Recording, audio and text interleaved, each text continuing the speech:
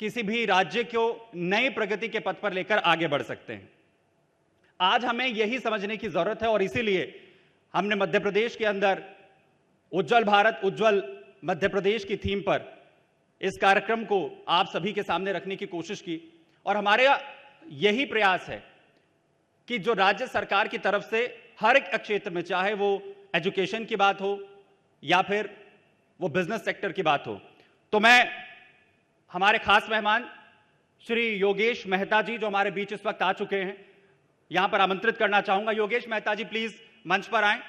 बहुत बहुत स्वागत जोरदार तालियों के साथ श्री योगेश मेहता जी का।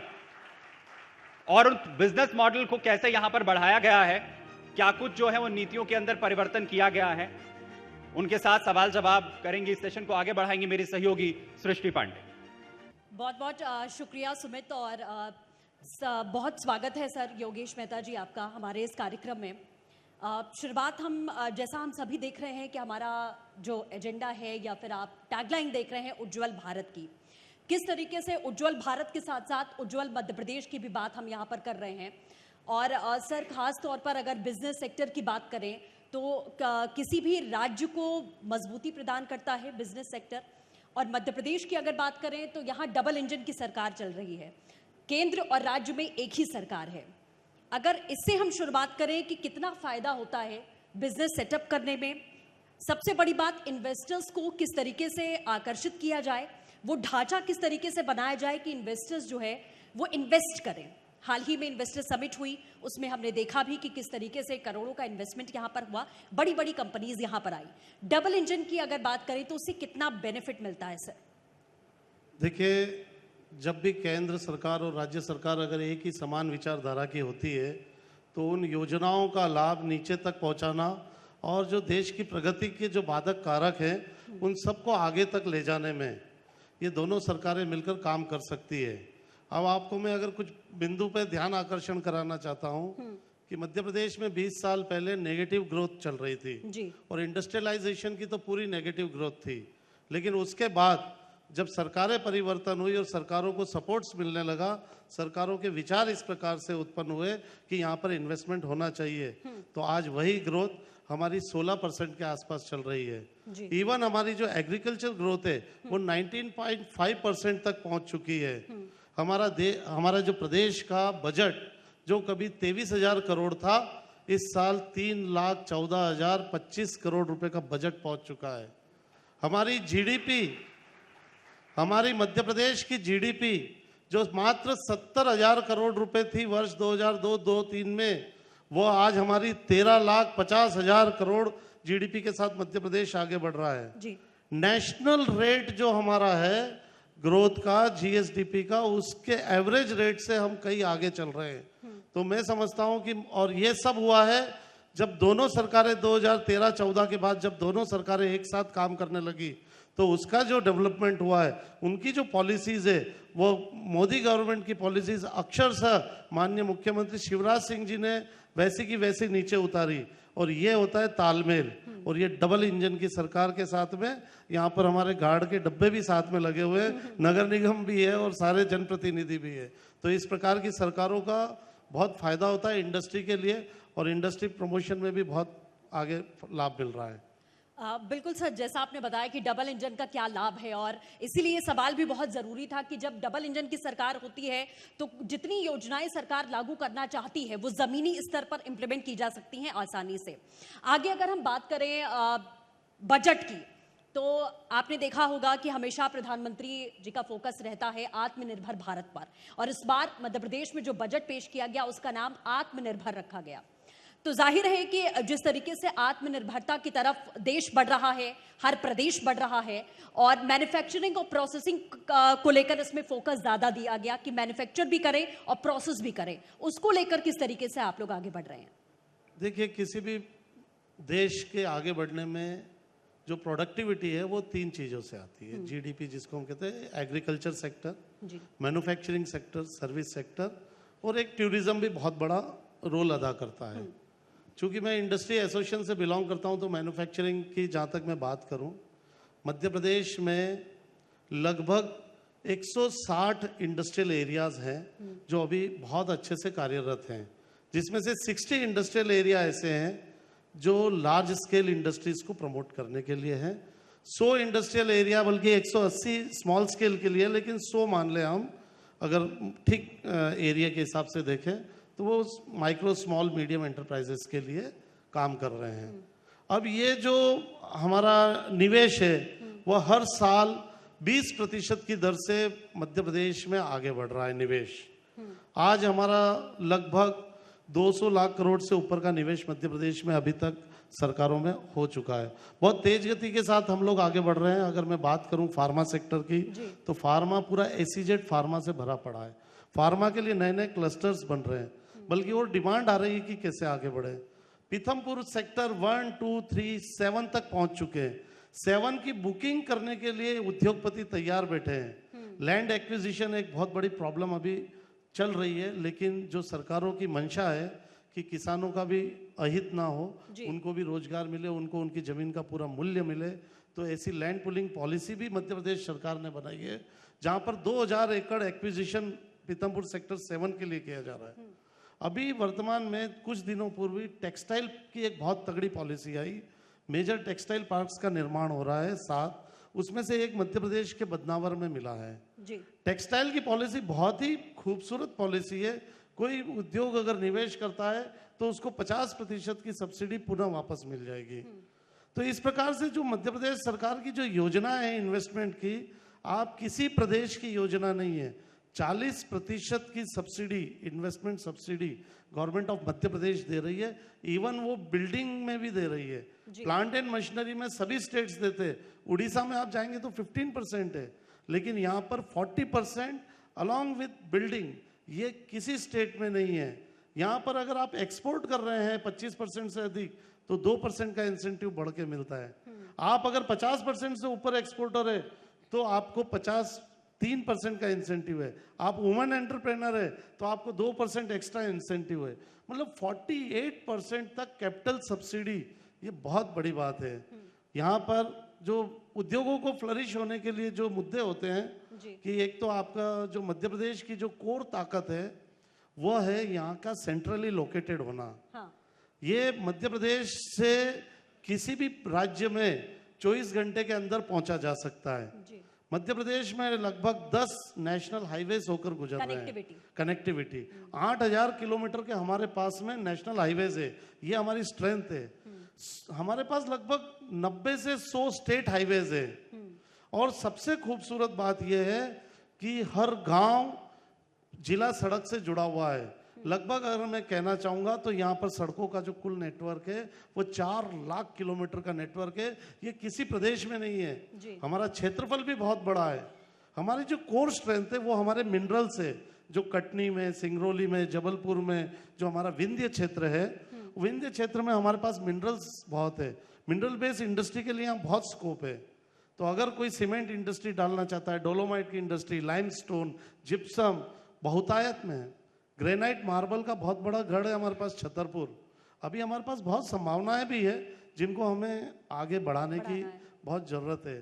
तो मध्य प्रदेश जिस प्रकार तेजी से आगे बढ़ रहा है, नेशनल ग्रोथ में वो एवरेज रेट से कहीं अधिक है। जो इतना 2003 के पहले तक यहाँ पर सड़कों का कोई वो नहीं था, कब पहुंचेंगे, कितना समय लगेगा। बिजली सबसे बड़ा होता है उद्योगों के लिए बिजली। हम इलेक्ट्रिसिटी सरप्लस स्टेट है। 28,000 मेगावाट का हमारा प्रोडक्शन है। 5,000 मेगावाट 2003 में मिलती थी हमको। तो मात्र 2003 में कितने मेगावाट का प्रोडक्शन था? 5,000 मेगावाट। आज हमारे पास में 28,000 मेगावाट है। तो ये सब बातें जो है इंडस्ट्री के लिए जो जरूरी होती है बहुत अहम है। यहाँ पर लेबर अनरेस्ट नहीं है, लेबर की कोई शांति का टापू है। इसी से जुड़ा हुआ सर मेरा एक अगला सवाल था लेबर को लेकर कि किसी भी बिजनेस या फैक्ट्री या इंडस्ट्री सेटअप में बहुत जरूरी है आजकल स्किल्ड लेबर, जिसको लेकर थोड़ी सी दिक्कत का सामना करना पड़ता है, स्किल्ड लेबर मिलना। क्या इसको लेकर कोई योजनाएं या फिर कोई जागरूकता या फिर किसी प्रकार का कोई प्रोग्राम जो इस समय चल रहा है क्या मध्य प्रदेश में लेबर को और ज्यादा स्किल बनाने के लिए? क्योंकि जैसे जैसे समय आगे बढ़ रहा है, टेक्नोलॉजी भी आगे बढ़ रही है और स्किल्ड लेबर होना बहुत जरूरी है।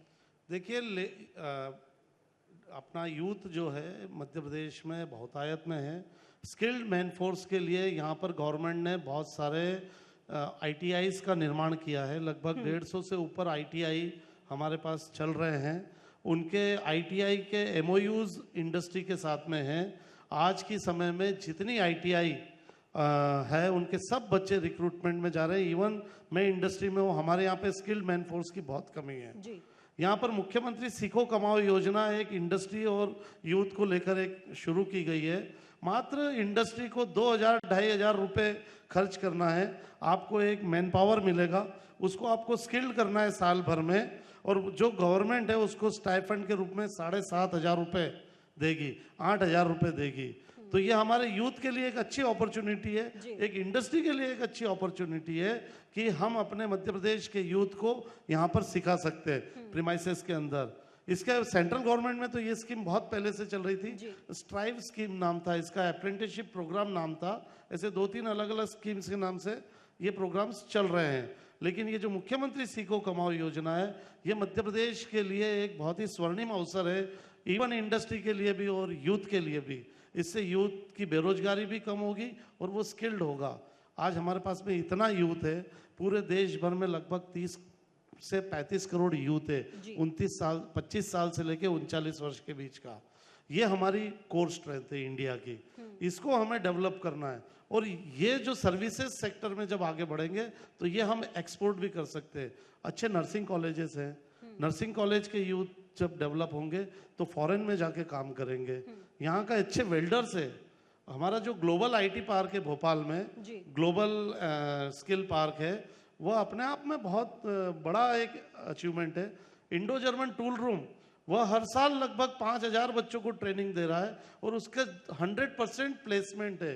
तो सरकार की योजनाएं बहुत दूरदर्शी है, बहुत आगे है, लेकिन चीजें तेज गति से बदल रही है। हमको जो गैप एक आ गया था डेवलप्ड नेशन और डेवलपिंग नेशन में, तो हमें बहुत तेज गति से दौड़ लगाने की जरूरत है। और जब ये तेज गति से जब दौड़ लगाना होता है तो अकेली सरकारें कुछ नहीं कर सकती है, जनता भी साथ में जुड़ना चाहिए। और इंदौर और मध्य प्रदेश की जनता में वो जज्बा है कि वो उनके साथ जुड़कर इस मध्य प्रदेश को पूरे देश का नंबर 1 राज्य बना सकते हैं। बिल्कुल। आपने युवाओं की बात की, जिस तरीके से युवा पीढ़ी हमारी आगे बढ़ रही है, और सबसे बड़ी बात कि स्टार्टअप में आजकल बहुत ज़्यादा रुझान है युवाओं का, खास तौर पर चाहे वो महिलाएं हों या फिर पुरुष हों। अच्छी अच्छी एजुकेशन हासिल करके, यूनिवर्सिटीज से डिग्रीज हासिल करके वो जॉब की बजाय स्टार्टअप में ज़्यादा फोकस कर रहे हैं। उनको लेकर कितनी संभावनाएं हैं? देखिए, मध्य प्रदेश में लगभग 1,2800 स्टार्टअप अभी तक रजिस्टर्ड हो चुके हैं। हमारे कई स्टार्टअप ऐसे हैं जो यूनिकॉर्न बन चुके हैं मध्य प्रदेश के। कई मेरे फ्रेंड्स हैं यहाँ पर जिन्होंने छोटे से शुरुआत की, शॉप किराना है, EKI एनर्जी है मनीष डबकरा की, जो कार्बन क्रेडिट में काम कर रही है। आप बिलीव करेंगे 25 करोड़ का उनका मार्केट कैप था, 100 करोड़ का, आज 10,000 करोड़ की वो कंपनी बन चुकी है। तो ऐसे युवाओं के लिए बहुत अच्छा स्वर्णिम अवसर है। बहुत सारे युवाओं ने यहाँ पर स्टार्टअप शुरू किए। उनके लिए मध्य प्रदेश गवर्नमेंट ने एक अलग से पॉलिसी बनाई हुई है कि उनको काम करने के लिए स्पेस दे रही है। IT में बहुत अच्छा स्कोप है यहाँ पर। इवन प्लेस, अगर IT कंपनी कोई स्टार्ट करता है, कोई कॉल सेंटर करता है, तो 1,500 रुपये पर मंथ जो एम्प्लॉय है उनको वो रिम्बर्स कर रहे हैं। तो ऐसे बहुत सारे स्टार्टअप्स और युवाओं को लेके अच्छी पॉलिसियाँ मध्य प्रदेश सरकार ने दी है। मैं एक बात कहना चाहूँगा कि पॉलिसी को लेकर कोई तकलीफ नहीं है। आज के मध्य प्रदेश में सिर्फ युवाओं को अपनी सोच बदलने की ज़रूरत है। कंपटीशन इंडिया में इंडिया की कंपनी से ना करे, वह अपनी कंपटीशन फॉरेन में जो कंपनी बैठी है उसके साथ करे। अपना मार्केट इंडिया में ना ढूंढे बल्कि फॉरेन में ढूंढे। एक्सपोर्ट में बहुत संभावना है और जब वो एक्सपोर्ट की तरफ जाएंगे तो कहीं न कहीं ये जो हमारे स्टार्टअप्स है ये एकदम से अपना दुनिया में नाम करेंगे।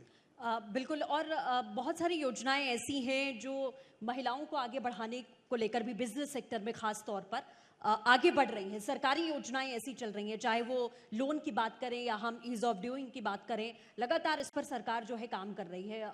फीमेल्स की अगर सेक्टर की बात करें तो किस तरीके से कौन कौन सी योजनाएं हैं जिससे वो और आगे बढ़ सकती हैं? अभी तो मध्य प्रदेश सरकार का पूरा फोकस हमारी सब बहनों पे ही है, लाडली बहना पे है, और सारे महिला आधारित योजना ही ज़्यादा आ रही है। मैं समझता हूँ मध्य प्रदेश में जितना महिलाओं पर काम चल रहा है उनके उत्थान के लिए, उतना शायद ही किसी प्रदेश में चल रहा है। मैं समझ जो महिलाओं के इंडस्ट्री डालने में है, जैसे मैंने पहले भी बताया था कि 2% एक्स्ट्रा कैपिटल इन्वेस्टमेंट सब्सिडी है। वुमन पार्क बनाया, वुमन क्लस्टर बन रहा है पीथमपुर में। हम लोगों का एक महिलाओं का AIMP सिद्धि करके एक ग्रुप है, उस ग्रुप में हम लोगों के पास 100 महिलाएं जो खुद से खड़ी हुई है, किसी को फैमिली सपोर्ट नहीं है। ऐसी महिलाओं को लेकर भी हमने एक वुमन क्लस्टर की डिमांड की है, जो मुख्यमंत्री जी को बहुत पसंद आई वो योजना, और उन्होंने घोषणा की है कि बहुत जल्दी इनके लिए एक पार्क बनाया जाएगा जहाँ पे इनके सेफ्टी फीचर्स पूरे रहेंगे, और वुमेंस को लेके पूरा एक ड्राइविंग स्कूल्स, हमारी बहनें जो है वो अपने जो ये होते हैं ई-रिक्शास, इनको लेके भी बहुत प्रमोशंस चल रहे हैं। वुमेन के कई प्रोडक्ट हैंडलूम और जो है उनको इंटरनेशनल ट्रेड एग्जीबिशन में पार्टिसिपेट करने के लिए जो हैंडलूम प्रोडक्ट्स है उसके लिए सहायता दे रही है। एक कमेटी का निर्माण है गवर्नमेंट ऑफ मध्य प्रदेश में, जो सिर्फ इंटरनेशनल ट्रेड ऑर्गेनाइजेशंस, ट्रेड को प्रमोट करने के लिए इस तरह की गतिविधियों को बढ़ावा मिले, हैंडलूम्स, हैंडीक्राफ्ट्स, इनके लिए तो वुमेन के लिए तो बहुत सुनहरा अवसर है। और मध्य प्रदेश एक शांति का टापू है, अपराध की दर अन्य राज्यों की तुलना में यहाँ बहुत कम है, और मैं समझता हूँ कि महिलाओं को आगे आना चाहिए, और हमारी जितनी बहनें हैं वो आगे आए तो मध्य प्रदेश में 50% की जो उनकी कंट्रीब्यूटी है वो पूरी होगी। बिल्कुल। और केंद्र सरकार की भी अगर बात करें और तो फोकस बहुत ज़्यादा रहा है कि महिलाओं को किस तरीके से मुख्य धारा में और ज़्यादा भागीदारी मिल सके, और उसका असर हम राज्य में भी हमें देखने को मिलता है, जो डबल इंजन की बात मैंने पहले की थी। सर, इसी के साथ अगर स्टार्टअप की बात करें या नए उद्यमियों की हम बात करें तो कुछ शिकायतें ऐसी आती हैं, कुछ बातें ऐसी सामने आती हैं कि चाहे हम लोन की बात करें या फिर परमिशंस की बात करें, लाइसेंस की बात करें, इसको और ज़्यादा इस प्रोसेस को इजी बनाना कि उनके लिए, उनको ऐसा ना लगे, अगर आसान भाषा में हम कहें कि अगर कोई युवा है या कोई स्टार्टअप अपना बिजनेस स्टार्ट करना चाहता है तो उनको ये लगे कि हमें कुछ महीने तो सिर्फ परमिशन, लाइसेंस, इन सब में लग जाएंगे। क्या इसके लिए कोई इजी विंडो का भी काम चल रहा है? ये इस बात में कोई इतना बड़ा वो नहीं है कि कहा जाए, ईज ऑफ डूइंग बिजनेस पे गवर्नमेंट ऑफ MP ने बहुत काम किया है जी। जिस प्रकार हम लोग ध्यान दिलाते हैं सरकार को कि इस लाइसेंस की प्रक्रिया को आप सरल कीजिए, वो तत्काल किए जाते हैं। लाइसेंस शुरू जो GST रजिस्ट्रेशन है वो ऑनलाइन है, लगभग सारे लाइसेंसेस ऑनलाइन हो चुके हैं। दिक्कत ये है कि हम लोग उन लाइसेंसेस की जो फॉर्मेलिटीज है वो पूरी नहीं करते हैं, और जब कोई एक डॉक्यूमेंट हम कम सबमिट करते हैं तो ऐसा लगता है कि सरकार हमें लाइसेंस नहीं दे रही है। अभी एक बात और अच्छी की है, इन्वेस्टर समिट जब प्रवासी भारतीय के तुरंत बाद हुई थी, कि 3 साल तक किसी नए उद्योग को जो ऑथराइज्ड इंडस्ट्रियल पार्क है, गवर्नमेंट के नोटिफाइड इंडस्ट्रियल पार्क है, उनमें कोई इंडस्ट्री लगाना चाहे तो उसमें 3 साल तक किसी प्रकार के कोई लाइसेंस की जरूरत नहीं है। एक सूची दी है, लेकिन जैसे GST है रजिस्ट्रेशन, वो तो सबको कराना ही पड़ेगा। और लेकिन एक बात और है कि इन्वायरमेंट की सेफ्टी के साथ मध्य प्रदेश सरकार बढ़ रही है, तो जो हमारे पॉल्यूशंस की जो NOC है, एनवायरमेंट डिपार्टमेंट की जो NOC है, उसको उन्होंने जरूर, उसमें कोई रिलैक्सेशन नहीं है, और मैं समझता हूँ कि वो जरूरी पर्यावरण के लिए बहुत जरूरी भी है कि आपने उद्योग लगा दिया और उसके बाद अगर इन्वायरमेंट की परमिशन नहीं मिलती है तो शायद उद्योग का नुकसान हो सकता है। तो ये देखते हुए इस तरह का रखा है, और बहुत सारी है। फैक्ट्री एक्ट लाइसेंस की 3 साल तक कोई ज़रूरत नहीं है, फैक्ट्री एक्ट लाइसेंस पूरा आपका ऑनलाइन है, गुमास्ता लाइसेंस पूरा ऑनलाइन है, कुछ लाइसेंसेस तो सेम डे मिल रहे हैं, बल्कि अगले दिन 2 दिन में मिल जाते हैं। तो ऐसी कोई बहुत बड़ी समस्या नहीं है। लैंड की अवेलेबिलिटी बहुत इजीली है, आप land online portal MP invest के पोर्टल पे जाएं, या MPS IDC government of Madhya प्रदेश की नोडल एजेंसी है, उनका पूरा लैंड बैंक का एक पूरा चार्ट बना हुआ है, कहाँ किस एरिया में कितनी लैंड खाली है, कौन सा प्लॉट नंबर है, जियो मैपिंग कर रखा है उन्होंने पूरे एक एक प्लॉट का जियो मैपिंग है। आप जिस प्लॉट को सर्च करेंगे आपको उस नक्शे तक ले जाएगा। इवन गवर्नमेंट के ऑफिसर्स 1 to 1 आपके साथ में कनेक्ट रहते हैं। तो बहुत आगे बहुत पॉजिटिवली गवर्नमेंट भी बढ़ रही है, और बस ज़रूरत है इंडस्ट्रीज़ को कि वो ऐसे प्रोडक्ट लाए कि हम विदेश को चुनौती दे सके। आज भी दुर्भाग्य है कि 5,000 ऐसे उत्पाद है जो विदेशों से आयात हो रहे हैं। हम जब चंद्रयान 3 भेज सकते हैं इसरो में, तो हम इस देश में हर उत्पाद बना सकते हैं। इतनी क्षमता हमारे वैज्ञानिकों में है। बस जो गैप है वो विज्ञान और उद्योग, इसको भरने की जरूरत है। जब वैज्ञानिक कोई शोध करते हैं, रिसर्च करते हैं, तो वो कमर्शियलाइजेशन कैसे हो, इस पे एक स्ट्रॉन्ग नेटवर्क बनाने की जरूरत है कि वैज्ञानिकों की बात नीचे तक इंडस्ट्री में कैसे आए, कमर्शियलाइज कैसे हो। हमने कोई मशीन तो बना ली, लेकिन वो मशीन हमारे लैब्स के अंदर ही रह जाती है। उसको हमारे युवाओं के बीच में लाने के लिए ऐसी 1-2 पॉलिसियों की जरूरत है। कोई फॉरेन में ऐसा प्रोजेक्ट है कि जो मशीन फॉरेन में है, जर्मनी में है, उस मशीन को अपने यहाँ विदिन 1 ईयर हम कैसे बना के उस प्लांट को हम आगे सर्कुलेट कर सके, तो हमको जरूरत है। हमारे नए इनोवेशंस में हमारी रफ्तार कम है, हमारे पेटेंट्स हमारे पास कम है। आज अमेरिका की जो इकोनॉमी है उसकी कोर स्ट्रेंथ उसकी पेटेंट्स है। जर्मनी की जो इकोनॉमी की कोर स्ट्रेंथ है वो उसकी मैन्युफैक्चरिंग लाइंस है। चाइना की जो कोर स्ट्रेंथ है वो उसका प्रोडक्शन, हैवी प्रोडक्शन है। हमारे को भी इन तीनों चीज़ें, इंडिया को, हमको पेटेंट में भी आगे बढ़ना है, मैन्युफैक्चरिंग में भी आगे बढ़ना है, और हमारे जितने रॉ मटेरियल है उनका वैल्यू एडिशन हमारे यहाँ कम है। हमारे मध्य प्रदेश की जैसे बात करूं, हम 19.5% की ग्रोथ से एग्रीकल्चर की हमारी ग्रोथ है, लेकिन हम एग्रो बेस्ड फूड प्रोडक्ट्स की जो हमारी ग्रोथ है वो उतनी नहीं है। तो हमारे पास बहुत अपॉर्चुनिटी है कि एग्रो बेस्ड इंडस्ट्री के नए नए प्रोडक्ट्स हम बताएं। मिलेट्स का उत्पादन 1.5 lakh metric ton per annum Madhya Pradesh में होता है। कोदो कुटकी एक मिलेट्स है, वो जो रिच प्रोटीन है, एकदम प्रोटीन से रिच है। अगर हम उसके प्रोडक्ट्स बना के, उसके पास्ता बना के, इसकी ब्रांडिंग की जरूरत है। हमारे यहाँ जो तकलीफ है वो हमारी मार्केटिंग है, हमारे इनोवेशन है। हमारे उद्योगों को पूरे भारत में प्रॉब्लम है, इनोवेशन और मार्केटिंग। अगर ये 2 सपोर्ट गवर्नमेंट की तरफ से थोड़े और अच्छे से मिल जाए तो मैं समझता हूँ कि भारत 2047 में नंबर 1 इकोनॉमी का होगा। बिल्कुल। और कुछ सेक्टर्स की, जैसा आपने कहा, इंडस्ट्रियल ग्रोथ बहुत तेजी के साथ आगे बढ़ रही है। अगर आप कुछ सेक्टर्स को चिन्हित कर सके कि ये सेक्टर्स हैं जिसमें अभी इन्वेस्टमेंट की या फिर और आगे बढ़ने की बहुत जरूरत है। मध्य प्रदेश को लेकर अगर मैं बात करूं तो अलग अलग क्षेत्र में, जैसे विंध्य क्षेत्र में मिनरल बेस्ड इंडस्ट्री का बहुत जबरदस्त स्कोप है। वहाँ पर सीमेंट इंडस्ट्री है, मिनरल से रिलेटेड लाइमस्टोन, जिप्सम, बहुतायत में डोलोमाइट, इन सब मिनरल्स का हमें वैल्यू एडिशन करके हम लोग बहुत अच्छे स्तर पर उस क्षेत्र का विकास कर सकते हैं। हमारे यहाँ पर मार्बल, स्टोन ये बहुत है, लेकिन हमारे यहाँ माइनिंग नहीं है उसकी। हमारे यहाँ माइनिंग की बहुत कमी है। एक जो सिस्टमेटिक माइनिंग होना चाहिए, एक ऑर्गेनाइज सेक्टर की जो माइनिंग होना चाहिए, हमारे यहाँ माइनिंग को लेकर हम लोग थोड़े से पिछड़े हुए हैं कि अनऑर्गेनाइज सेक्टर में माइनिंग बहुत है। और जब अनऑर्गेनाइज सेक्टर की माइनिंग होती है तो फिर उसका वैल्यू एडिशन कभी नहीं होगा। वो अनऑर्गेनाइज सेक्टर की माइनिंग से वो आपका मिनरल्स प्रदेश के बाहर चले जाएगा। तो इसको रोकने के लिए, वैल्यू एडिशन करने के लिए गवर्नमेंट को स्ट्रॉन्ग पॉलिसी बिल्ड करके माइंस के ब्लॉक्स की नीलामी अब हमें तेज गति से करना चाहिए। हमारे यहाँ बहुत अच्छे ऐसे मिनरल्स हैं जिनके मेटल प्रोडक्ट्स अगर बनाए जाए, मैं आपको बताऊं, जैसे बैतूल में एक मॉलिब्डेनम की ओर है। आप बिलीव करेंगे मॉलिब्डेनम पर केजी क्या किलो है? 5,000 रुपए किलो का रेट है उसका। हमारे यहाँ इवन अगर सही ढंग से इस पे विश्लेषण किया जाए तो लिथियम के ब्लॉक्स भी मिलेंगे। 0.4-0.5% जो हमारा है मिनरल्स है उसमें इतना लिथियम होगा। ये हमको सर्च करने की जरूरत है। हमारे पास टंगस्टन है। हमारे को ऐसे जो महंगे मेटल्स हैं, जो नोबल मेटल्स जिनको हम बोलते हैं, उसकी भी कई माइंस है। जरूरत है उनको माइनिंग करके, वैल्यू एडिशन करके काम को आगे बढ़ाने की।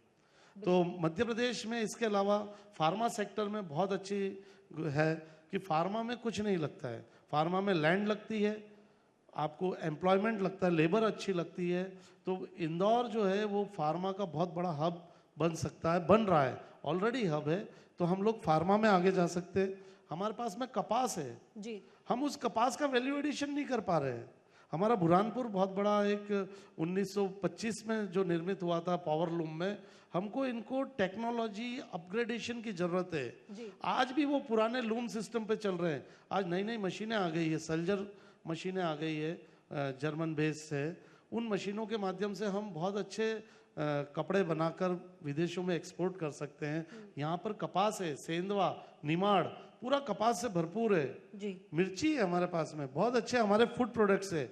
वन डिस्ट्रिक्ट वन प्रोडक्ट की जो स्कीम है गवर्नमेंट ऑफ इंडिया की, उसमें हमारे पास में ऐसे कई कृषि उत्पाद है जिनका अगर हमने ठीक ढंग से वैल्यू एडिशन किया। और इंडिया मार्केट मत देखो आप, जनरली उद्योगपतियों को सोच बदलने की जरूरत है। वो इंडिया मार्केट को टारगेट करते हैं। इंडस्ट्री लगाने के पहले वो फॉरेन मार्केट को टारगेट करे और फिर यहाँ आकर उस क्षेत्र में इंडस्ट्री लगाए जिसमें वो उत्पाद बहुतायत से है। आप टमाटर चले जाओ, पूरे ग्वालियर बेल्ट जो है, शिवपुरी, कोलारस, गुना, ग्वालियर है। जीरा हमारे यहाँ पर है। हमारे यहाँ पर हर्बल्स बहुत बड़ी मात्रा में है। अगर हम पूरा एक बड़ा पार्क हर्बल्स का बना सकते हैं जो नेचुरल है और पूरा एक्सपोर्ट होता है, हर्बल एक्सट्रैक्ट प्लांट हम लगा सकते हैं। अश्वगंधा है, आपका कौच है, बहुत सारे ऐसे जड़ी बूटियां हैं जो पूरे वन क्षेत्र में, मध्य प्रदेश में भारत का सबसे बड़ा वन क्षेत्र है। ये हमारी स्ट्रेंथ है। टूरिज्म हमारा बहुत बड़ा सेक्टर बन सकता है। टूरिज्म हमारी स्ट्रेंथ है, उसको हम डेवलप नहीं कर पा रहे हैं। तो टूरिज्म को हम डेवलप कर सकते हैं। हमारे पास नदियां हैं, पहाड़ है, जंगल है और तीनों जगहों पर ये टूरिज्म चलता है। हमको जरूरत है मध्य प्रदेश को टूरिज्म को लेके। अब तो हमारे पास महाकाल जी है, ओंकारेश्वर है। टूरिज्म को और मजबूत करने की Yes, महाकाल लोक के exactly. बाद में वैसे मजबूती आई है काफी, जो देखने को मिली ऐसा एक रिपोर्ट अभी आई थी कि तिरुपति बालाजी से ज्यादा दर्शनार्थी महाकाल लोक में आ रहे हैं। बिल्कुल। तो हमें लेकिन इसको ऑर्गेनाइज करने की जरूरत है। खजुराहो वेडिंग डेस्टिनेशन एक बहुत बड़ा सेक्टर, इमर्जिंग सेक्टर है। अगर हमने महाकाल को, खजुराहो को और हमारे मांडव को अगर वेडिंग डेस्टिनेशन सेंटर के रूप में अगर विकसित करना चाहें, तो मैं समझता हूं कि भारत में जितनी महंगी शादियां होती है वो यहाँ इस मध्य प्रदेश में हो सकती है। हमारी रोज की कनेक्टिविटी, एयरपोर्ट्स, 5 बड़े एयरपोर्ट से लगभग 150 फ्लाइट हमारे विभिन्न शहरों से हम जुड़े हुए हैं। जी। तो जब ये वेडिंग डेस्टिनेशन के लिए सब क्या लगता है, यही लगता है। खजुराहो में एयरपोर्ट है हमारे पास में। तो मैं समझता हूँ कि मध्य प्रदेश सरकार को जो रोजगार जो सबसे अधिक देते हैं टूरिज्म, इसको बढ़ाने की बहुत जरूरत है। इस पर एक स्ट्रांग पॉलिसी बनाना चाहिए और आगे बढ़ना चाहिए। बिल्कुल, और हम उम्मीद भी करेंगे कि आगे और ज्यादा परिवर्तन हमें देखने को मिले। इसी के साथ सर, एमएसएमईज की बात करना भी जरूरी है, क्योंकि बड़ी कंपनीज जो हैं उनका सेटअप आसानी से होता है, लेकिन एमएसएमईज का भी उतना ही योगदान है। उसको लेकर क्या कहेंगे आप? देखिए, एमएसएमई जो है वो किसी बाहरी व्यक्ति के माध्यम से किसी भी राज्य में नहीं आती है। हाँ। उस राज्य के ही व्यक्ति उस एमएसएमई को खड़ा करता है। एमएसएमई में सबसे पहले यहाँ पर मैंने फिर दोहराना चाहूँगा कि बहुत अच्छी पॉलिसी है। पूरे इंडिया में किसी प्रदेश की इतनी अच्छी policy, 40% capital investment subsidy plus 2% के 4 अलग अलग फैक्टर्स के साथ में 48% तक की सब्सिडी किसी प्रदेश ने नहीं दी है। इवन हमारे यहाँ पर अगर हम हमारे ईटीपी लगाना चाहें तो 50% की सब्सिडी 1 करोड़ तक की। एमएसएमई के लिए सबसे बड़ा जो चैलेंज है वो है लैंड। तो सरकार ने कहा कि ठीक है, अगर हमारे पास एमएसएमई को कैटर करने के लिए छोटे प्लॉट्स नहीं है तो वो प्राइवेट सेक्टर्स को उस पर आगे आने के लिए कह रहे हैं। प्राइवेट सेक्टर्स अगर 20% की सब्सिडी के साथ अपने क्लस्टर्स भी बना सकता है। और क्लस्टर डेवलपमेंट पॉलिसी भी एमएसएमई गवर्नमेंट की अभी आई है। उसमें छोटे छोटे क्लस्टर्स के रूप में हम एमएसएमई को विकास करने की योजना गवर्नमेंट ऑफ मध्य प्रदेश ने शुरू की है, जिसके रिजल्ट आने वाले 5 सालों में हमें देखने को मिलेंगे। बिल्कुल। सर, यूथ की हम बात लगातार कर रहे थे। यहाँ पर जो यूथ है हमें काफ़ी बड़ी मात्रा में नज़र आ रहा है। अगर उनके कुछ सवाल हो तो वो भी हम चाहेंगे अगर उसका जवाब आप यहाँ पर इस मंच से देना चाहें। हमारे सहयोगी वहाँ पर मौजूद हैं, अगर वो उनके सवाल हम तक पहुँचा सकें कि क्या आखिर में उनके सवाल हैं या उनके मन में क्या विचार चल रहे हैं आगे आने वाले समय में उनके स्टार्टअप के लिए, या उनके वो अगर बिजनेस सेक्टर में आगे बढ़ना चाहते हैं तो उनके लिए किस तरीके से यहाँ पर जो दरवाजे हैं वो यहाँ पर खुले हुए हैं। एक बार मैं अपने सहयोगी अमित से ये रिक्वेस्ट करूंगी कि वो ऑडियंस में से कुछ हमारे जो युवा हैं उनसे ये सवाल ले सकें और जान सकें कि उनके मन में आकर क्या सवाल यहाँ पर चल रहे हैं। कोई सवाल आप लोगों के पास है? Anybody wants to ask a question about infrastructure, development, economy, GDP, JNP? Sir, we have a question. क्या नाम है आपका? अयन सक्सेना। सक्सेना, अपना सवाल पूछिए। Good morning, sir. I am Ayan Saxena, presently studying in Institute of Engineering and Technology, Devi Ahilya Vishwavidyalaya. So, sir, I represent the youth here, and मेरा ये question है कि since I am studying in Information Technology branch, so and our placement season is going on, so what I have personally observed is कि the students of this generation are oriented towards a particular set of cities like Pune, Bangalore, Hyderabad, Gurugram. So when can we expect students to have a Indore-centric vision on joining startups or getting unicorn startups completely focused on Indore? देखिए, जहाँ तक IT industry की बात है तो वो corona के बाद उन्होंने सिद्ध कर दिया कि वो कहीं पे भी चल सकती है। जब घर पर बैठकर हम आईटी इंडस्ट्री का संचालन कर सकते हैं तो हमें युवाओं में एक मैसेज देने की ज़रूरत है कि ऐसे उद्योग, ऐसे शहरों का चयन करें जिसका लिवलीहुड इंडेक्स कितना है। आज इंदौर जो है टॉप 10 लिवलीहुड इंडेक्स में अपनी जगह बना चुका है। हमारा शहर रहने लायक शहरों में है। यहाँ पर हवा स्वच्छ है। अभी टॉप एयर क्वालिटी इंडेक्स में इंदौर ने नंबर 1 प्राप्त किया है। स्वच्छता में हम नंबर 1 हैं। तो ये तो युवाओं की सोच पे निर्भर करता है। उसके बाद में जो आईटी पॉलिसी है गवर्नमेंट ऑफ एमपी की, वह भी बहुत अच्छी पॉलिसी है। अगर आप आईटी पार्क में अपना उद्योग लगाते हैं तो आपको 20% तक की कैपिटल सब्सिडी है। इवन आपके फर्नीचर, डेस्कटॉप, सभी प्रकार के ITES की भी पॉलिसी है। Electronic information technology electronic system में भी अगर आप इन्वेस्ट करते हैं, डाटा सेंटर बनाने पे बहुत अच्छी पॉलिसी है, कॉल सेंटर बनाने पे बहुत अच्छी पॉलिसी है। आपको पर सीट पर और यहाँ पर सबसे अच्छा जो आईटी में है कि गवर्नमेंट के ही आईटी पार्क्स है। और अभी हमारी जो इंदौर डेवलपमेंट अथॉरिटी है वो बहुत बड़े स्केल पर आईटी पार्क बना रहे हैं। जो हमारी पुरानी मिल की ज़मीनें थी वहाँ पर, तो जगह की कोई समस्या नहीं है। बहुत नाम मात्र का शुल्क पर आपको पूरा इंफ्रास्ट्रक्चर मिल रहा है।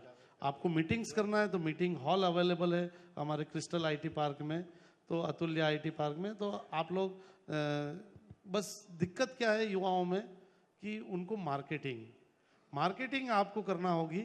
मार्केटिंग में असिस्टेंस में अगर आपको कोई समस्या आती है आप गवर्नमेंट ऑफ एमपी को ध्यान दिलाइए। और मैं समझता हूँ कि यूथ के लिए सबसे अच्छा शहर आज के समय में जहाँ पर कनेक्टिविटी, ट्रैफिक ये सबसे कम है अन्य शहरों के मुकाबले। आज बैंगलोर सैचुरेट हो चुका है। 2-2 घंटे उनके रोड में जा रहे हैं, अपने पूरे सड़क पे बीत रहे हैं। तो जीवन का अपना 30% हिस्सा जाम में ना गंवाते हुए उसको हम एंजॉय करें, जीवन को अच्छे से जिए और इंदौर या इंदौर जैसे शहरों में आईटी इंडस्ट्रीज को एस्टैब्लिश करें। बेहतर है सर। एक सवाल और है, यूथ बहुत सारे, मैं चाहता हूं कि आप सारे सवाल लें उनके। क्या नाम है आपका? राशि दशोरे। आप राशि हिंदी में सवाल पूछिए क्योंकि ये रिपब्लिक भारत का हिंदी कार्यक्रम है। सवाल बताइए क्या आपका? नमस्कार सर, मेरा नाम राशि दशोरे है। मैं देवी अहिल्या विश्वविद्यालय इंदौर की छात्रा हूँ और मेरा प्रश्न ये है, मैं पूछना चाहती हूँ, जैसा कि आपने बोला इंदौर में कई सारी कंपनीज आके अपना स्टार्टअप, अपना बिजनेस कंपनीज आएंगी और स्टार्ट करेंगी।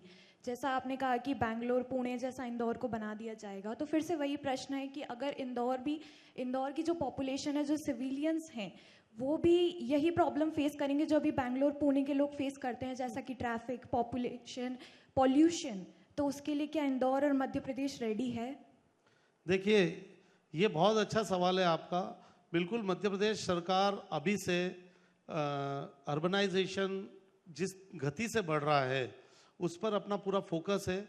आपने देखा होगा कि नया मास्टर प्लान इंदौर का लगभग तैयार हो रहा है। नए 79 विलेजेस को उस मास्टर प्लान में वो ऐड कर चुके हैं। उस पर चौड़ी सड़कें 75 मीटर से लेकर 18 मीटर तक की सड़कों के प्रोविजंस हो चुके हैं।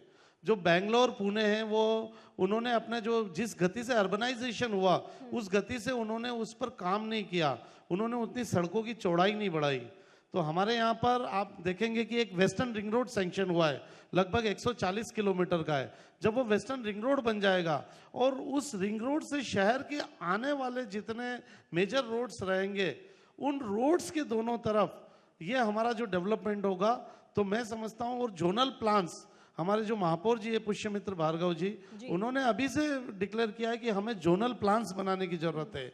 हमें इंदौर को एक शहर के रूप में विकसित नहीं करना है, बल्कि इंदौर में 5 से 7 छोटे छोटे स्मॉल टाउन्स के रूप में विकास करने की जरूरत है, जहां पर उस क्षेत्र के व्यक्ति को हॉस्पिटल वहीं मिले, स्कूल वहीं मिले, उसको उद्योग वहीं मिले, व्यापार वहीं मिले, बाजार वहीं मिले, उसको रेलवे कनेक्टिविटी वहीं मिले, उसको मेट्रो की कनेक्टिविटी वहीं मिले, उसको बस स्टैंड वहीं मिले। तो जब व्यक्ति को सारी सुविधाएं उस सब टाउन में मिलेगी, तब मैं समझता हूं कि ये जो ट्रैफिक की जो प्रॉब्लम है ये नहीं आएगी। तो ये विकास जो है वो एक तरफा नहीं होता है। जब अगर इंडस्ट्री बढ़ेगी तो अर्बनाइजेशन पे भी हमको उतना ही काम करने की जरूरत बेसिकली है। आने वाले समय में यूथ को उन समस्याओं को झेलना नहीं पड़ेगा, क्योंकि बैंगलोर पुणे में जो हालात हैं वो हर कोई वाकिफ है, जितने लोग भी यहाँ बैठे हैं हम सभी। फिलहाल सर बहुत शुक्रिया हमारे साथ जुड़ने के लिए, और हम सीधे तौर पर उम्मीद करेंगे कि आने वाले समय में जैसा उज्जवल भारत की हम बात कर रहे हैं, उज्जवल मध्य प्रदेश, और खास तौर पर बिजनेस के सेक्टर में जो युवा है यहाँ का, इनको बाहर जाने की जरूरत ना पड़े। जैसा आपने कहा, विदेशों पर फोकस ना हो, बल्कि यहीं पर वो अपना जो काम है वो यहाँ पर कर सके। फिलहाल सर बहुत शुक्रिया हमारे साथ जुड़ने के लिए, और इसी के साथ में कुछ भेंट है जो हम आपको सौंपना चाहेंगे। आप यहाँ पर आए, अपना कीमती समय आपने हमें दिया, उसको लेकर बहुत बहुत धन्यवाद जी। बहुत शुक्रिया सर, और सभी जोरदार का बहुत तालियां बहुत इस शानदार सेशन के लिए। और बिजनेस मॉडल आखिर किस तरीके से इंदौर मध्य प्रदेश जो है लीड कर रहा है, उसका पूरा एक खाका जिस तरीके से योगेश मेहता साहब ने तमाम चीज़ों को बेहतर तरीके से रखा है। एक स्मृति चिन्ह हम योगेश जी को भेंट करना चाहेंगे, क्योंकि जो आज शानदार आयोजन यहाँ पर आप सभी के समक्ष ये इस वक्त चल रहा है, ये संभव नहीं है आप सभी के बिना, और योगेश मेहता जैसी शख्सियतों के बिना। और ऐसे जो कार्यक्रम हो वो एक नज़ीर बने आने वाले वक्त के लिए भी, और ऐसे जो कार्यक्रम है उनका आयोजन होता रहे, क्योंकि ये एक पॉजिटिविटी यहाँ पर जो है वो देते हैं। बहुत शुक्रिया, और जोरदार तालियां आप सभी की। बहुत शुक्रिया योगेश मेहता जी आपका। आपने एक अपना कीमती वक्त, अपने बेहतर विचार, विकास उन्मुखी जो विचार हैं, आपने हमारे साथ यहाँ पर साझा किए। बहुत शुक्रिया सर हमारे साथ यहाँ पर जुड़ने के लिए।